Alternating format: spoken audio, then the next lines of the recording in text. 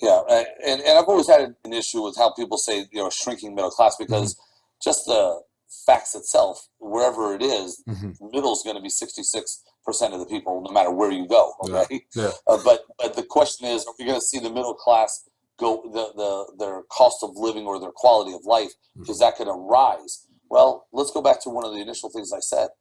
If your salary is tied to the CPI, and your cost of living increase is 8% or 10%, and you're only getting a 1.5% increase, your your purchasing power declines 6.5%. Well, here's the reason I brought that up. People in the middle class, their income is tied to the CPI. People who are, quote, the one percenters, Hmm. their increase in what they make is tied to their performance. Take an athlete. An athlete's going to make a lot more money if they perform well. Right. All right. Somebody who does what I do, I work hard. I'm my own business person.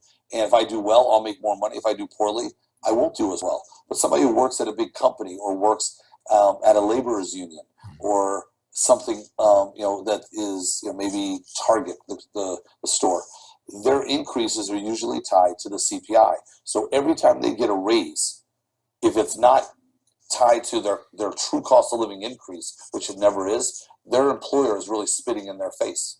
Mm. And they should bring this up. And they should say, do you know that my cost of living increase in Detroit is 11%, and you just gave me a raise of 3, and you want me to swallow that? Right. And that's what people should be doing, is they should go back and protest that and say, you know that the cost of living increase is far greater than this. So here I sit in the middle class, and you're actually pushing me down towards the lower end versus helping me lift up to the higher end.